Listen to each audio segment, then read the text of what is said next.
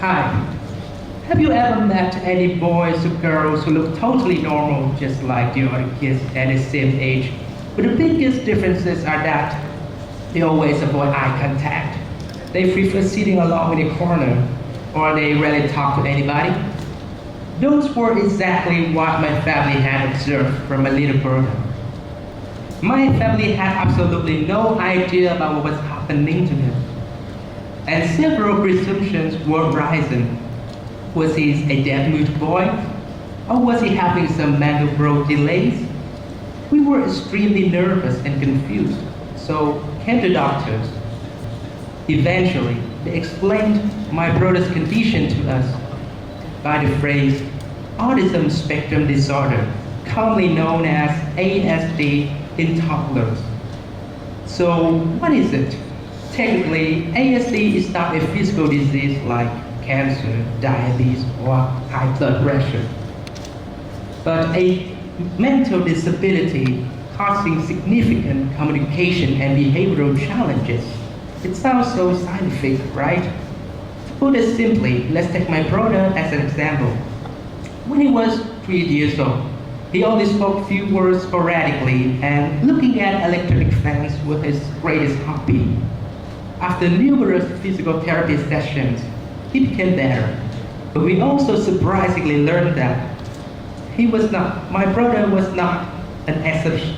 There were other families also expecting their children to be better, to be able to communicate, or to stop yelling without any reason.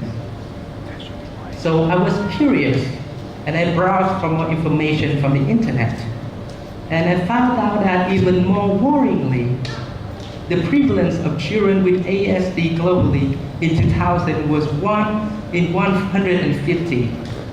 But this number has raised to 1 in 59 in 2014, according to the Centers for Disease Control and Prevention.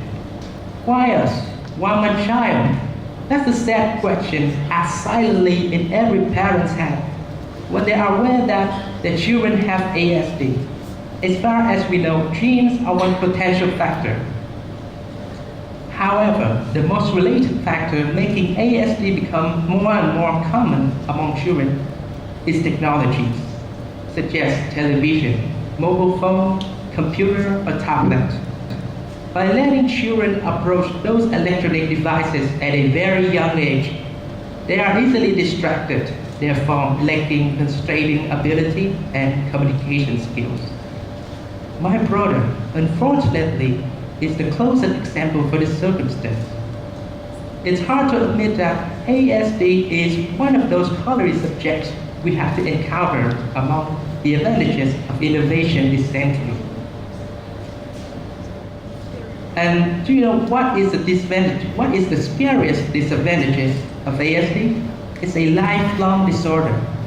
Just imagine your child do not know how to talk, play, or relate to the others. They can't express their own feelings, and they don't understand the other's feelings as well. This loneliness and isolation may last to the end of their lives.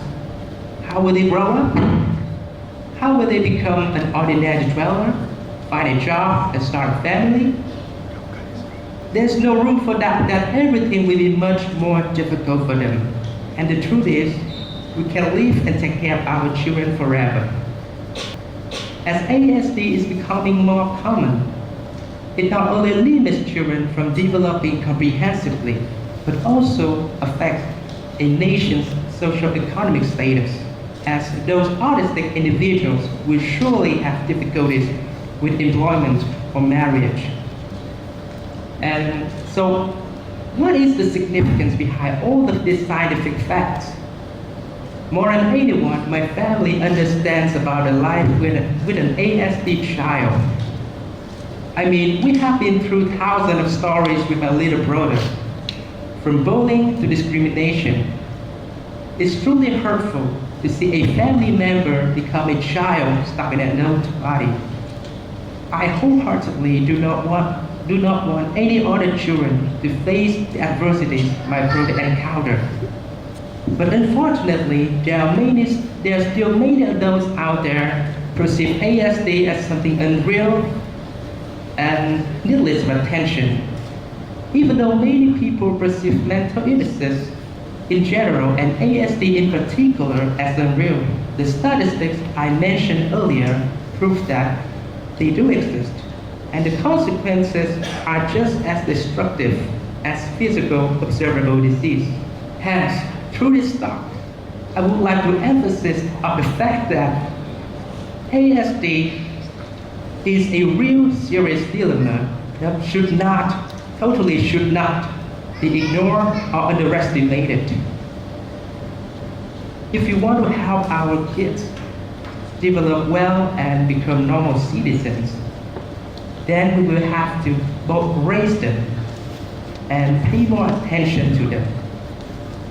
I strongly believe everybody indeed has their own legitimate right to develop normally and equally. For that reason, I would like to say that stop ASD from being widespread is a compulsory mission.